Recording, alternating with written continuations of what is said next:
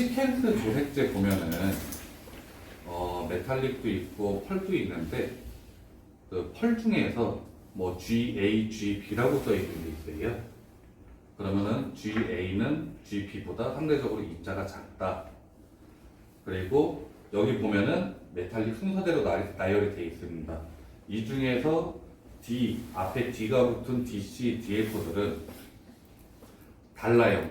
그러니까 그 광이형 실버라고 보시면 됩니다. 한마디로 휘도가 좋은 가공을 해서 동글동글하게 만들어 놓은 그런 실버고, D라고 안 써져 있는 실버들은 다 콤프레이크 타입이라고 보시면 돼요. 콤프레이크 타입이 뭐냐면은 그 절구 같은 데에다가 입자를 빻아가지고 그 입자 생긴 게 균형이 불규칙하다는 거예요.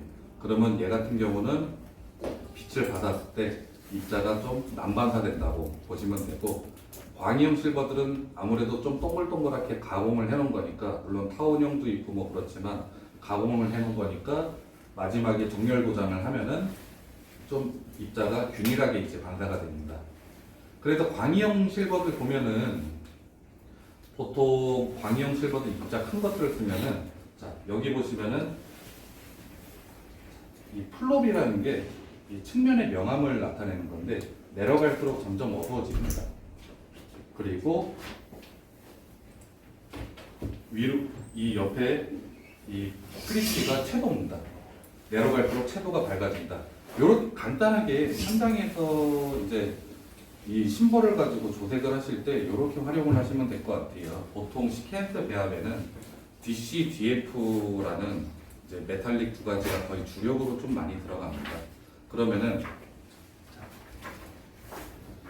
보통 우리가 색상까지 다 맞추고 현장에서 사실 입자를 바꾸기는 쉽지가 않아요. 색상 바꾸기도 쉽지는 않지만 색상을 맞췄는데 어느 정도 얘가 자꾸 측면에서만 되게 어두워요. 되게 탁하고 어두워. 혹시 그런 경우 많이 있지 않으세요?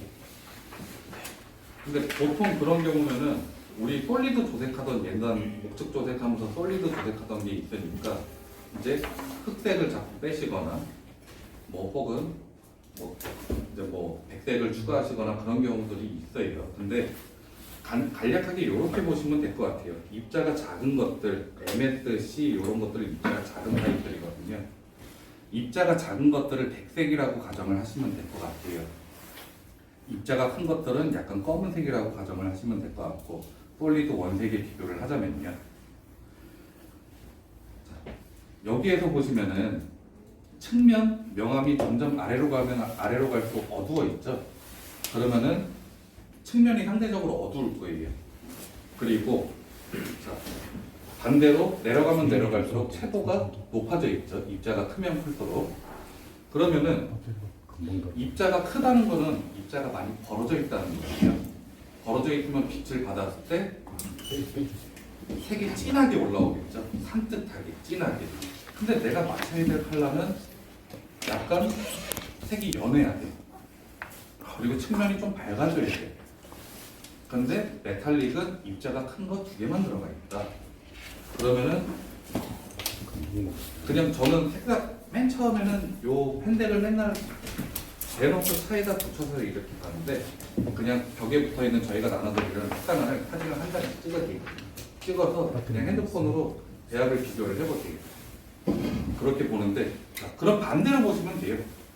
간단하게 색상을 만져도 되시지만, 자, 측면이 어둡다, 채도가 높고 색이 좀 연하게 은은하게 올라와야 되는데 산뜻하고 입자가 파바박 튀면서 되게 맑게 색이 진하게 올라온다. 그러면은 그 중에 작은 실버를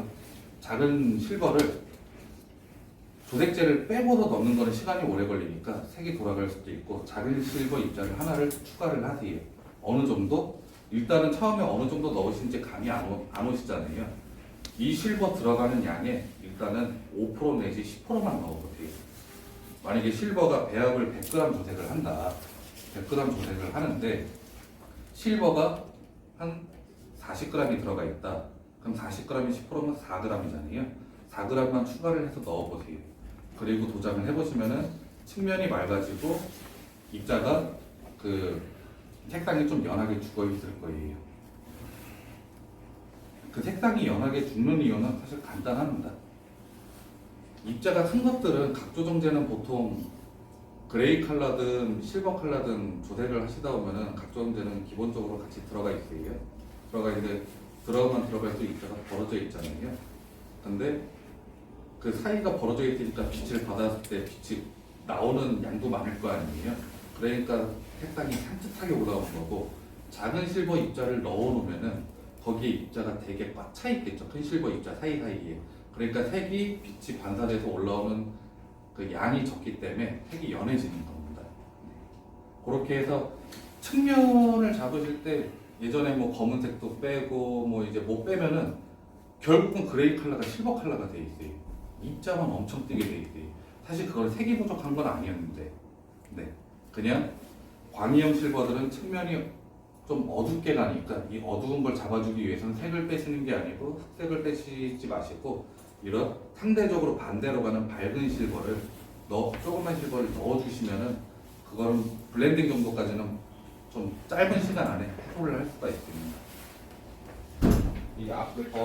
요거 이제 스케치도 말씀드리면은 800ms는 메탈릭 스몰,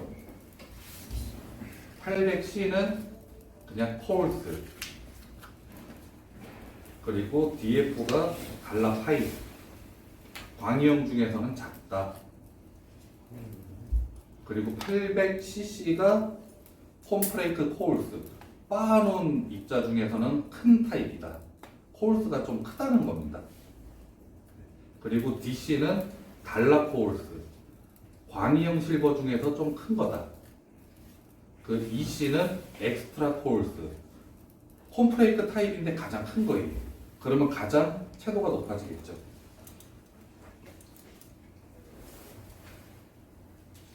예를 들어 이런 컬러를 한번 보시면 되거든요. 뭐 지금 제가 원래 시편을 좀 뿌려올라다가 못 그렸는데, 정면톤이나 이게 만약에 빛을 받았을 때 지금 색이 이제 뭐 청색이나 이런 색톤이 많이 안 띄니까 측면을 꺾을수록 많이 어두워지잖아요. 근데 어두워지는 게 보면은 보통은 펄이나 실버에서 그런 경우가 많습니다.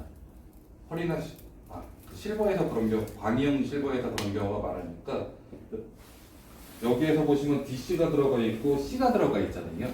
그럼 이 비중을 조금만 C로 넘겨주셔도 네, 측면에서 이 어두운 게 많이 해소가 될 수 있다는 겁니다.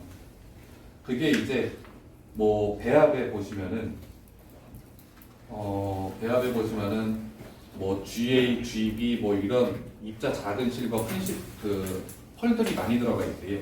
얘네도 맥락은 비슷합니다. 맥락은 비슷한데 얘네 같은 경우는 약간 그런 식이에요. GA를 넣으면 만약에 예를 들어 그린 펄인데 입자 작은 게 있고 그린 펄인데 입자 큰 게 있어요. 근데 햇빛을 받으면은 산뜻하고 되게 녹색이 강하게 올라와요. 근데 나는 이게 색이 좀 연해지면서 입자가 좀 작아야 돼. 뭐 그럴 때는 GB를 GA로 바꿔주시면 되고, 화이트 펄이 들어간 경우를 예를 들면은 색은 밝아져야 되는데 내 시편이 좀 흐리멍텅해. 근데 그늘을 들어가면은 어두워. 근데 그늘을 나오면은 그냥 흐리멍텅하게 돼 있어요. 그럼 입자 좀 큰 걸로 바꿔주시면 됩니다. 입자 큰 화이트 펄로. 그럼 햇빛 나왔을 때 조금 산뜻하고 들어갔을 때는 약간 어두워지고 그런 경우로 좀 가시면 될 것 같습니다. 보통은 그리고 솔리드 조색할 때 보면은 화이트 펄 바탕을 보시면은 보통 들어가는 것들 다 똑같이 들어갑니다. 네. 사실 무기한료라고 하면은 이제 뭐 예를 들어 뭐 이제 유기한료라고 하는 것들은 위로 뜨는 것들은 석유에서 추출한 그 인공 가공을 해서 이제 뽑아낸 거라서 상대적으로 그 무기한료라고 하는 자연적으로 이제 그 만든 뭐 예를 들어 진주펄 옛날에 그거는 다 뭐 조개 빻아서 만들었다 뭐 그런 거 있잖아요. 뭐 그런 것처럼 이제 무기한료, 유기한료 나누시다 보면은 상대적으로 그 석유에서 뽑아낸 게 가볍기 때문에 위로 좀 많이 뜨기는 뜹니다. 그래서 보통은 다 측면의 채도가 밝게 돼 있죠. 그리고 이런 것들은 다 위로 뜨는 조색제기 상대적으로 흑색 많이 들어가잖아요. 요즘 칼라 흑색 들어가고 백색 들어가고 하다 보니까 상대적으로 조색제가 걔네들보다 가벼우니까 건조가 되면서 위로 뜨는 겁니다.